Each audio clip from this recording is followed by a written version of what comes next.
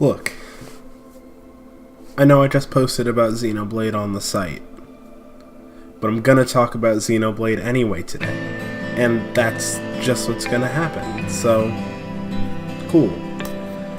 And I'm gonna talk about some of the same stuff that I posted on the site, and that's okay too, because we're gonna have a discussion, and it's gonna be fun for all of us, okay?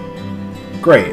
Cool. Now that we're past that, I'm going to talk about a few of the moments that I listed on my top 10 list on the site, and I'm going to speak about their implications from a story perspective, because I definitely think Xenoblade 2 has a lot that I want to dissect, a lot that is honestly problematic about the game, and a lot that they did super well, but I'm going to do that in a traditional review setting. I feel as though this is specifically a conversation about narrative. Now, those of you that have been following my work for a while know that to me game writing is among the most important components of having a healthy industry. I'm pursuing a Master of Fine Arts in Creative Writing for the exact same reason.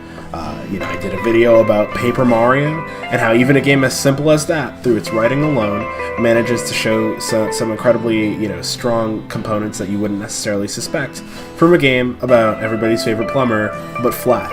Okay, so I definitely think that there's a lot to it, and with Xenoblade specifically, there's so much of it to dissect, there's so much to break into. I have spent hours upon hours of my time, even on the old site, writing, just countless pages of information about what makes Xenoblade's writing good. Okay, and now, at this point, with us having a first game, a spin-off game, and a second game, I really want to kind of break into that and talk about a specific element that I think is honestly the most interesting aspect of this entire series. And it's the fact that there is a moment in every single Xenoblade game where it just goes completely off the rails. And it's a very definitive moment in every game, right? You can easily pinpoint each point in the game in which Xenoblade takes a very weird turn. And kind of speaking to what that is, how it impacts the overall experience, when it works, and when at times it's a little bit weird and not necessarily executed correctly, right? And I think the most important place to start is at the beginning, the first game. So, Xenoblade Chronicles for the Wii is, hands down, one of the most unique JRPGs ever. I don't care what anybody says. And if you want to know why I feel that way, it all boils down to setting and conflict. Okay? So it's not completely uncommon for JRPGs, even a fantasy setting, to have, high-tech components to them. Usually whatever sort of demonic imperial force is the antagonist of the game is going to have some sort of, high-tech, heavily industrialized component to the way it's designed.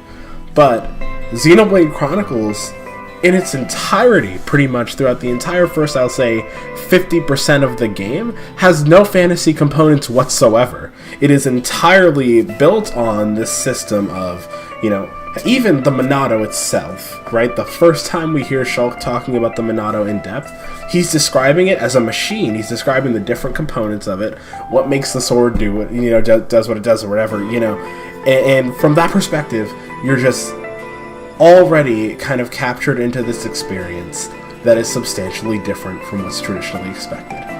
But the moment where Xenoblade Chronicles goes off the rails, and I'm going to hit it with a very hard spoiler warning here, because obviously I'm talking about endgame for all of these, so if you haven't played each and every one of them, please leave. But the moment is Mechanis Core. It's the fight with Egil, right? Which the game has been building up to this entire time. And don't get me wrong, everything following the fight with Egil makes a lot of sense. It's all been adequately foreshadowed. The moments themselves are executed well. All of the characters still fit their tone, their personalities. Nobody's losing any of that. Even, the biggest component of the scene, which is Dixon's betrayal, right? This is not necessarily something in which you're viewing a character who's all of a sudden gone over the top evil. He's still maintaining every aspect of his personality, right? His same sort of, he's quick-witted, he's got a real sharp tongue, he's kind of a rude guy. All this is shining through. It's just that he's switched sides, or rather he's revealing the side that he's always been on, which is Zanza's. And Zanza, I think, represents easily one of the best and worst parts of the entire first game, and one of the best parts of the second game. So, in the discussion of Zanza, right, you kind of have to talk about the tone of Xenoblade overall, particularly in the form of its antagonists. Starting with Metalface, who starts off as this very ominous character, but then the second time he shows up, he starts talking, and he's just roasting Shulk, and it's really embarrassing and painful to watch. But he's got this super whimsical, super energetic, sort of aura about him, but he's not particularly gaudy, right? Like, he's got this energy that speaks to, he has a goal that he wants to achieve, but he's not particularly smart. It's not necessarily that he's overly confident in himself as an individual, it's that he just looks so, he looks down on all of the characters in such a way, it's almost hilarious, and if you didn't know who Metalface was the first time he spoke, you were not paying attention to the opening cutscene. I'm sorry, it's not necessarily something that they try to keep a secret from us, right? But the dynamic between him and Dunban, which is established literally in the very first cutscene of the game, it carries through in a very consistent way. So, from that perspective, you're not necessarily looking at a character who ever at any point feels out of place. Look at a character like Zord, right? He's the first faced Mechon that we hear speak, but he speaks in such a feral, beast-like way. Like, everything he talks about is about eating. It's all this sort of instinctive need that he has to hurt and destroy Homs and consume them. This is absolutely fine and still fits perfectly within the tone of the game, because right up to this point, none of the Mechon that we've seen have been able to speak, and aside from Metalface, none of them have exhibited any intelligence. So really what we're getting out of Zord is a character who can speak, but he's still showcasing the same sort of traits that the Mechon are known for, which is, consuming the Homs, kind of aggressively and instinctively moving about destroying everything that they touch, which we realize is done in a far more methodical way later on down the line, in such a way that also makes sense of Metalface being as intelligent as he is. But at the point of the game where Zord is a prominent villain, it completely makes sense for him to be, as crazy as he is. Now, fast forward a little bit further down the line, and you fight a few monsters, a few beasts, things like Telethia, stuff like that. So from that perspective, you are getting a little bit more into the fantasy elements of the game, but you're still not necessarily dealing with any sort of over-the-top characterization. Enter, Tyrea and Lorithia, who I think are also kind of complicated. So Tyrea has this super imperialistic vibe about her, which I think is fine, given the nature of Alchemoth. But Lorithia specifically, it's like if you ever had just a sign hanging, around you by your neck that said, "Hey, bad guy here," like, that's exactly what this character was. And I get it, sometimes you want to allude to the fact that maybe there's more to this character than meets the eye. But my god, Lorithia, like she got her own track of creepy music that played every time she entered a room.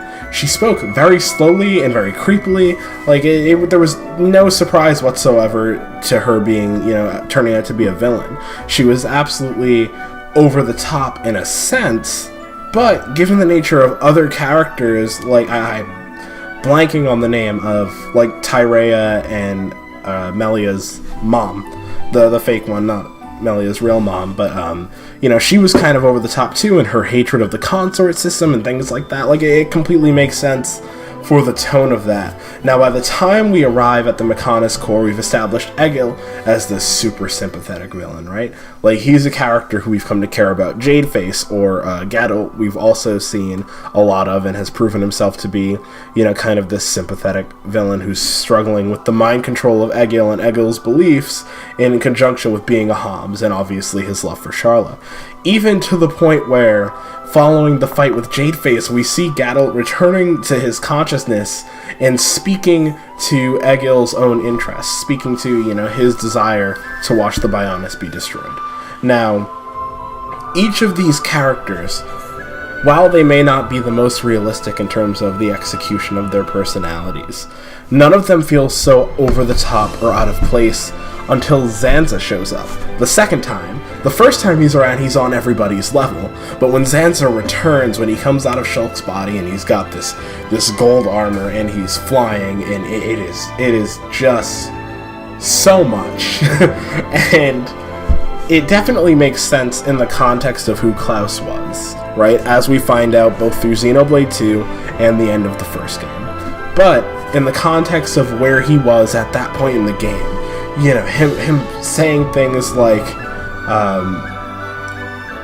there's this one particular line that he says. It's between the first and second phase of his fight. He says, "You think you can challenge a god," or something like that, and he goes, "Then I shall obliterate everything with my unimaginable power." And up to that point in the game, all of the writing had been, you know, so stellar, but it just reached a point where it completely, you know, derailed itself. And it's super complicated to me because I consider the end game of Xenoblade, as I mentioned, the parts where the game goes off the rails are sometimes the best parts of the entire experience.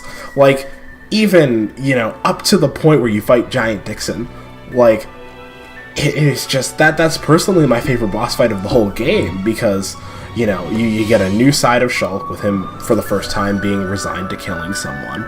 You know, you get this real sense of him having to overcome the fact that he has to fight without the Monado, and all of the team finally coming together. You know, like, the moment between the two phases of Dixon's fight are honestly more substantial in terms of really speaking to the end game qualities of the narrative than the actual final battle with Zanza, which is super interesting to me. And it almost feels like something that gets resolved in the second game. And that's probably the craziest part of all to me. So, Xenoblade Chronicles 2 is by no stretch of the imagination my favorite game in this series. I think it's got a lot of charm. I think a lot of the characters are fun. Don't really care for Rex or Pyra all that much, you know, but like Nia and Zeke and Morag, they're all really cool characters. But my god, the scene at the start of the final chapter where you're looking at the clearly familiar space station, and then all of a sudden it is revealed that the world of the first game is the world that Klaus or Zanza created, and the world of the second game is the one that he destroyed and left behind. Like, that is mind-blowing. You know, it's very rare that a game's biggest plot twist is that it's an actual sequel, and I think that speaks to something pretty incredible.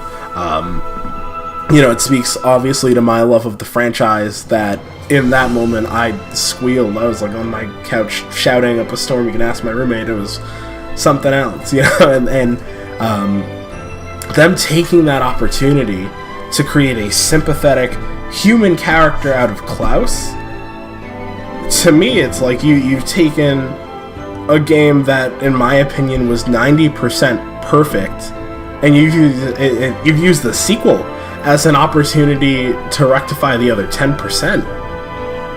Like, that to me is unheard of. You know, it was definitely a big turning point for me in that game. And that's kind of a lot of the charm of those moments, as I mentioned, where the games go off the rails. Like, and before I, you know, waste another 10 minutes here, it didn't work with Xenoblade X. But in terms of Xenoblade 2, the whole game is, I would say, high fantasy. You know, in nature, it's not necessarily like Western fantasy, but it you know, there's not necessarily this sense of, even like Mor Ardain, which is supposed to be the most imperial location in the game. You know, by the time you reach the you know, culminating point of that chapter, you're fighting against giant chibi maid robots. So, you know, the direction is not at all sci-fi. It's not at all, you know, sort of industrial or anything like that, like the first game had. And then you hit the world tree. The world tree, it's a tree, and you know, you've been told that it's a tree the entire game, and you get inside, and it's this synthetic tower full of, you know, different computers and everything like that, and you finally reach the top when you meet the architect, who, spoilers, is Klaus. You know, you come to grips with the fact that everything about these games are so heavily rooted in the idea of, like, simulations and things like that. It's so high level, but it still allows you to enjoy the narrative as it's happening. you know, I definitely feel as though I would be able to speak to this a whole lot better had I, you know, had the experience of playing games like Xenosagas and Xenogears, which I definitely intend to getting around to at some point. You know, but just in the context of these games specifically, it's just an incredible, you know, overall experience. So I actually am going to talk about Xenoblade X, because there's a way to do this right and a way to do this wrong. So, a game built in a world of fantasy that ends in a computer tree, that can be done well. It was done in a super cool way, and the way that they did that in Xenoblade 2 was by splitting it up. You hit the halfway point of the world tree, you're back outside, everything looks familiar, and that's when they take the opportunity to deal with components of the game that were still left over from the lower level, the smaller narrative, right? Components like Amalthus, the dude from Indal, and, you know, having all the Titans come together and attack each other, and finally dealing with, you know, potentially in like the smallest, most ridiculous capacity possible, the conflict between Uriah and Morardain. So from a narrative perspective, you absolutely see a game that is pacing itself. It's dealing with the most important aspects of its narrative in settings where it makes sense. But then when you get back inside, okay, when you're dealing with kind of the more technological components of things, it's fine to focus on characters who already kind of feel out of place relative to the other cast of the game. And the character that I'm speaking to specifically is Jin, because even artistically, he looks so vastly different from everybody else in that game. And so it kind of makes sense that the setting in which both him and Amalthus are dealt with in their kind of final, you know, confrontation is the area that is least like the world that we've been exploring, because the two of them are convinced that they're dealing with things at the level of a god, at the level of something like Klaus or the Architect or Zanza. So, you know, it definitely makes sense from a timing perspective that that's the direction that they chose, and I am 100% satisfied with the outcome of that battle. You know, and then even in terms of dealing with kind of the final battle itself, you know, with Malos and everything like that, even though he was in a giant mech suit, which was just a smidge too close to looking like a Skell, you know, it still was his character in its entirety. He delivers this incredible speech prior to the fight starting. You know, like, I was satisfied with that final confrontation. In my opinion, the final battle of Xenoblade 2 outranks the final battle of the first game. You know, the overall payoff and ending of the first game are definitely the best, but in terms of the actual final sequence, the villain itself, you know, Malos definitely serves his purpose much better than Zanza ever did. But even in that, he still allows himself to showcase some degree of who Zanza was as a person. Now, with that, and this will be my final point before I move on to X, which I'm going to tear apart. When you're dealing with kind of the final lingering mystery, which is the third Aegis, which everybody at this point is assuming to be Alvis, which is something that I'm 100% down for. It's a game that resolves itself. Xenoblade Chronicles 2 has a story that starts at the beginning and ends at the end. Okay, it sets up room, if need be, for there to be a sequel. The same way, in some sense, the first game did. They're like, we have this full open world of possibility, and we can explore it as much as we want. And that's a great place to end things. That's how you set up a sequel. You say, this is the story we have, we're wrapping it up.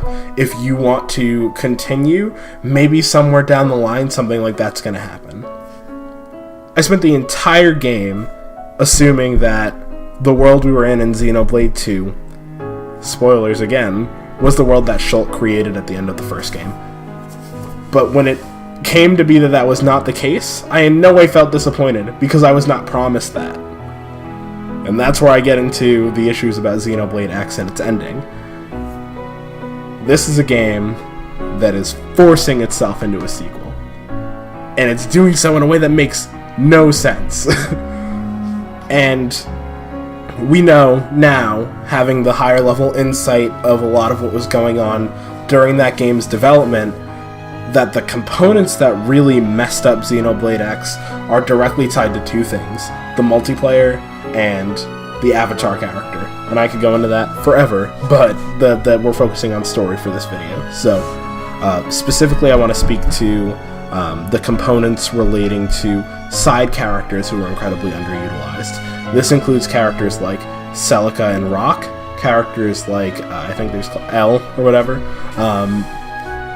Even some of the optional characters that you gain through side quests, and Xenoblade X is a great game, but from a story perspective, the fact that it focused in so much on, the Avatar character and Elma, and Lao, that was a real problem for that game, and I'll explain why. Xenoblade Chronicles 1 and 2 both have had characters that have been ridiculously strong and charming and kind of have it all, right? So the first game you had Dunban,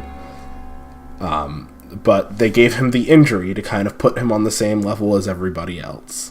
And then in the second game, it's Morag, right? Who we see in a lot of sympathetic situations dealing with moral dilemmas, and honestly, even from a mechanics and gameplay perspective, Morag is kind of a glass cannon. So, you kind of get the opportunity to see, oh, this is the best driver in the Empire, and that's super cool, but you're never dealing with, oh my god, the whole game, we're dealing with them praising Morag just way too much.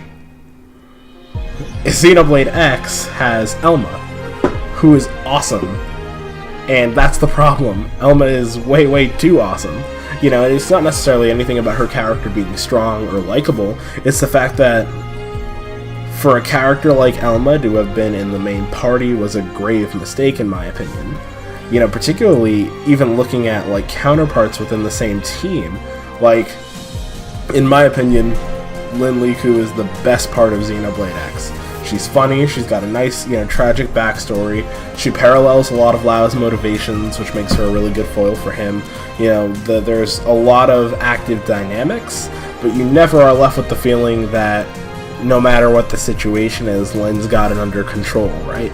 But with Elma, it's just this sort of constant reminder that no matter what happens, she's always going to have the correct moral opinion. She's always going to be the strongest person in any exchange. She's never going to be afraid of any sort of confrontation. And she'll always be 100% aware of whatever's going on around you. So if you have any questions, Elma's got the answers. The sense of mystery in the game is almost non-existent. To the point where even when it's oh man, what's going on with this planet? Everyone's speaking the same language. We're still alive without having the life hold core, things like that. None of these plot twists make any difference because all of them are being delivered in the same way, which is Elma already kind of having an idea of everything and, kind of projecting that onto the player character. The only setting in which Elma being one step ahead I thought was starting out pretty cool was when she already had her suspicions about Lao being a traitor. But even that had no payoff because by the time the conversation came up, Lao was already hightailing it out of there. So from that perspective, we didn't even get to see her put to use the knowledge that she already had in advance. But at this point, I'm kind of rambling about the issues with Elma, and I really want to talk about the issues as they pertain to the end of the game. And that is that when you shroud every component of your finale in mystery, it leaves a feeling of incompleteness. It leaves the player feeling as though nothing they did mattered because there is no actual end, there is no payoff, there is no outcome. And then it kind of resigns itself to you thinking, maybe there's something in the post-game that's going to answer some of these questions for me. But that straight up doesn't happen. There's no component of the post-game that really answers any of the questions of the story. And believe me, I went looking, I've logged hundreds of hours into that game just trying to find the highest level side quests that kind of answer some of the questions that were left at the end of Xenoblade X's main story. But none of them really fall in line in the same way, content of the first and second game did. You can fill out so much of the first and second Xenoblade stories, just by doing side content. And while Xenoblade X trumps both of them in terms of the actual quality of the quests, the adventuring, itself, in terms of how it kind of pans out in a way of its relationship with the main story, it almost doesn't really feel worthwhile to do any quest that isn't going to get you a new partner character. Because from a mechanical perspective, there's not really a whole lot of value to it unless you're trying to build super high level skills, Even, and I think this is just the most frustrating part of it for me. Xenoblade 2 was very responsible with its references. There was a very clear point of the game where it's like, okay, these two games are definitely linked. And it was when you're on the cliffs of Moritha and Malos first uses a Monado, which, if you see, the purple symbol on the beam sword, you're like, oh man, that's a Monado. But like, in terms of the references themselves, when it became that the two games were tied together, it didn't try to keep that a secret. But outside of that, there weren't really any subtle references. There were no Monado hair clips, no random, references to Frontier City or Homs or things like, or Frontier Village, sorry. But and for the most part, the Xenoblade X references were kind of harmless. But the one part where it was not okay, in my opinion, was, well, besides Tatsu straight up mentioning Frontier Village, I took issue with that, but it was really the Telethia. The Telethia that rescues, everybody from these sphinxes that they're fighting at some point in the game. And then it's an optional boss. It's actually, I think, the strongest optional boss in the game. And that component just sucks, Like, if it were something that you were fighting as an optional surprise boss in a random room in the middle of nowhere that had never showed up in any cutscenes, sure, it's a cameo boss. RPGs do it literally all the time, that's fine. But this thing made itself part of the story, and then never came back, which was also ridiculous. But, like, when you think about Telethia, it's not one of the dragons from Prison Island. It's not, I don't know, I'm trying to think like a high-level Mechon or Avalanche Abyssy or any of the super bosses from the first game. You're talking about a Telethia, which has some of the heaviest narrative implications out of any enemy in the first game. They're literally confirmed to be the cells of the Bionis, meaning that for them to exist, there must also be a Bionis, or something relating to Zanza. Now, if that's something that we're building towards, fine, I would appreciate a little bit more, in terms of build-up to that. Because from my perspective, it honestly just feels like it was shoehorned in as a reference, and then it didn't really go anywhere. But if you're really looking at it from the perspective of, Xenoblade Chronicles as a series, if it turns out that every world was created by Klaus, which based on what he said about the infinite dimensions and his body being far-flung everywhere after the whole conduit transistor experiment thing, like, that's still possible, but it wasn't alluded to, and it was never revisited. So, there's nothing that ties Xenoblade X to the first and second game legitimately, right? A lot of components of the game that were super interesting were straight up thrown out later on. Characters like Luxar and the Ganglion in general are just garbage villains compared to the likes of Torna or Egil or Metalface or Dixon. They're weak sauce, It's just from a narrative perspective, even in a moment where going off the rails could have meant, I don't know, doing what Xenoblade 2 did and saying, hey, guess what, it's actually a sequel. None of that was really present. It just went off the rails for the sake of, which is something that's so weird to me, because just being weird in the last moments of the game, that's literally what Xenoblade Chronicles does best. That's why I love it so much. So, now that I've gone on a half-hour rant about the Xenoblade Chronicles story, I'm realizing I'm probably going to cut some of this down a little bit. Not really, you guys deserve to hear the full thing. But, yeah, essentially that's kind of what I wanted to do tonight. So, I was hoping to do something a little bit less scripted, something more freeform, that's just kind of me speaking to my interest in the series. It's something that I really love. I've also really missed, being able to sit down in front of a camera and kind of talk games. And this feels to me like the best possible way to jump back into that, the same way I jumped back into writing about games by doing my top 10 list, which I'll link in the description. But yeah, at this point, that's pretty much all I have to say. So this video is probably not going to be super editing heavy, but I'll definitely throw in some pictures for reference and things like that. But in the meantime, I definitely want to thank you all, for tuning in. I definitely expect to be back to doing more content very soon. Probably going to buy a new mic, all that sort of stuff. But I want to thank you all for watching, and please come back soon for more from the Game Room.